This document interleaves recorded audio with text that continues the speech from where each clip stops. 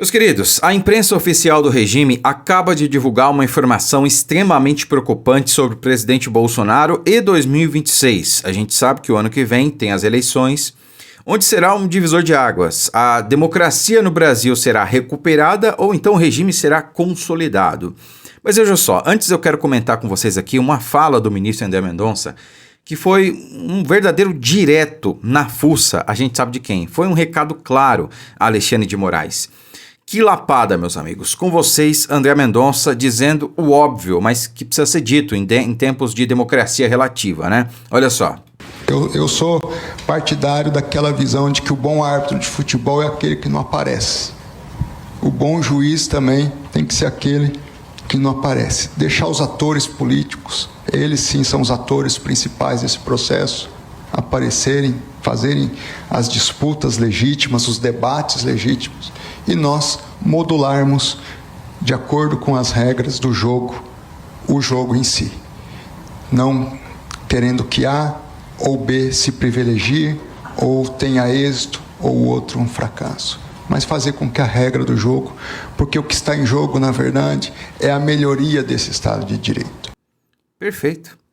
Muita gente critica o ministro André Mendonça e também o Cássio Nunes por não se manifestarem, por não falarem nada, enquanto os outros não param de falar, né?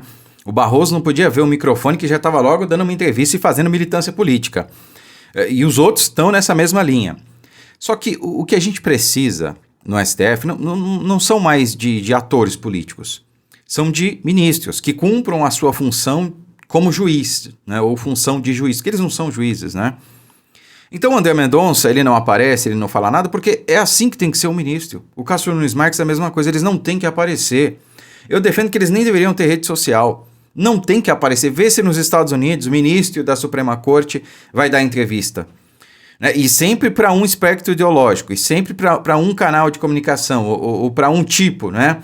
Nunca vai lá na Jovem Pan, ou nunca vai lá na Oeste, né? Nunca vai num canal de direita, é sempre de esquerda. É isso aí, porque o Barroso fazia lives com o Felipe Neto, né? Já fez lives com algum youtuber de direita, com algum influenciador de direita? Não fez, é sempre do outro lado, né? Então eles se comportam politicamente e não é disso que o tribunal precisa, não é disso que o Brasil precisa. Se tivéssemos mais ministros como André Mendonça e o Cássio Nunes, bom, o Brasil seria outro Brasil, essa é a questão, tá? Então esse é o homem que, ao lado de Cássio Nunes Marques, comandará as eleições do ano que vem. E é daí, em grande parte, que vem a minha esperança. Em grande parte porque, claro, a minha esperança vem de Deus. Né? Eu acho que ele dará condições ao povo brasileiro de mudar a situação do país, né? Da gente recuperar a nossa democracia, recuperar a nossa liberdade. Eu tenho fé nisso e eu oro todo dia para que isso aconteça.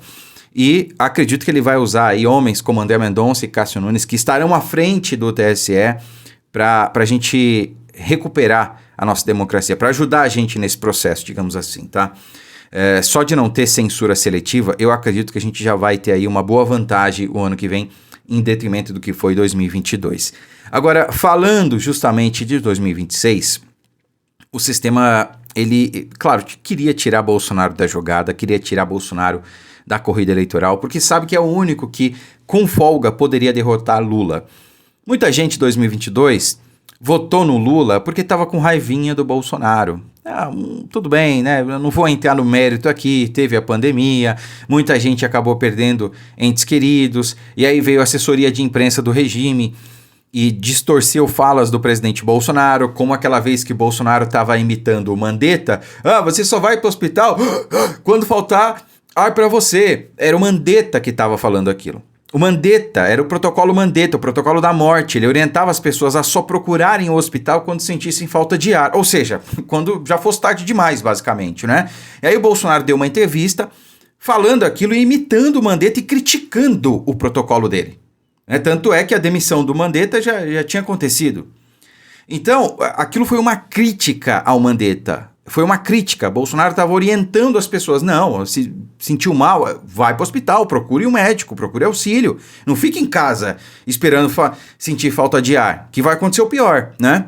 Mas aí a Globo, claro, maldosamente fez aquele recorte e aquilo viralizou principalmente durante as eleições no Nordeste.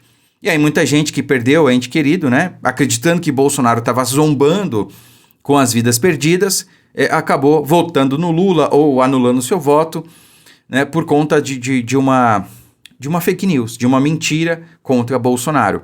Claro que agora a verdade já alcançou muita gente, não a totalidade, mas mesmo estando convicto dessa mentira ou não, acreditando nessa mentira ou não, muita gente se arrependeu de fazer o L porque está vendo o desastre econômico, social e político que está o Brasil de hoje, tá? E aí, continuando o que eu estava falando, o presidente Bolsonaro era o alvo, eles conseguiram encarcerá-lo, eles sabem que Bolsonaro tem a saúde frágil e que tem sim o direito de uma prisão domiciliar, por exemplo, né? Não que a prisão ela seja legítima, né? A gente sabe que foi um processo fantasioso de golpe imaginário que não aconteceu. Bolsonaro não deveria estar preso, sequer deveria responder processo. E se fosse para responder, justiça comum, né? Mesmo direito que foi dado ao Lula, a ele não, né?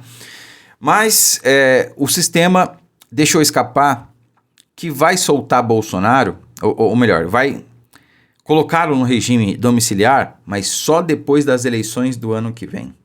Cara, e quem soltou isso foi a própria assessoria de imprensa do regime. Olha só.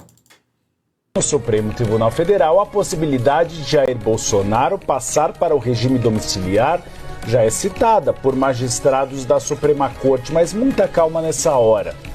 Não agora. A avaliação é de que deve ficar para o ano que vem, preferencialmente depois do processo eleitoral. O receio é de que, em casa, Bolsonaro tente interferir nas eleições presidenciais de 2026. E a nossa analista Luísa Martins conta ainda que a Suprema Corte cogita bloquear as redes sociais de Alexandre Ramagem. Aí ele fala de outros assuntos, né? A questão aqui é essa. Eles consideram mandar Bolsonaro para prisão domiciliar, mas só depois das eleições. Não agora, porque ele poderia, então, atrapalhar, poderia interferir nas eleições do ano que vem. E qual o problema? Bolsonaro é o maior líder político do país. Qual o problema dele interferir para o seu espectro político? Gravar vídeos para apoiadores, fazer campanha, ainda que de casa, isso é possível, né? Dar entrevistas. Qual o problema? Isso não é da democracia, não é do jogo democrático? Só o Lula podia fazer isso? O Lula gravou vídeos na cadeia pro Haddad, quem não se lembra, em 2018. Gravou vídeos não só pro Haddad, mas para vários outros do PT. Por que o Bolsonaro não pode fazer a mesma coisa? E olha que nós estamos falando de um condenado por corrupção que não foi absolvido. O Lula, ninguém nunca disse que o Lula era honesto. E essa é a minha maior raiva com quem vota no Lula, com quem vota no PT. O Lula não é honesto, ele não foi inocentado, ninguém disse que crimes não aconteceram, pelo contrário, crimes aconteceram, mas inventaram uma manobra jurídica para dizer que os processos do Lula não deveriam ser julgados em Curitiba, e sim em Brasília, por isso eles foram anulados. Deveriam ter começado do zero, e Lula estar na cadeia de novo, porque ele é corrupto, né? Dezenas e dezenas de delatores disseram a mesma coisa, não foi um apenas, né, que prenderam ele, fizeram ali um fishing expedition, ameaçaram para poder delatar Bolsonaro e mesmo assim ele não entregou provas. Foram dezenas de delatores que entregaram toneladas de provas contra o Lula. Há uma diferença abissal, absurda, há uma galáxia de diferença entre Lula e Bolsonaro. Ainda assim, levando-se em conta que Bolsonaro está preso, poderia ter aí os mesmos direitos que o Lula teve em 2018. Mas não pode interferir. Essa é a democracia relativa do Brasil. O regime sequestrou o presidente Bolsonaro apenas para tirá-lo do páreo em 2026. Para que ele não possa aí favorecer aliados e possa, de alguma maneira, beneficiar a esquerda, não tendo o maior líder político do Brasil fazendo campanha para seus aliados da direita. Essa é a democracia que vocês defendem?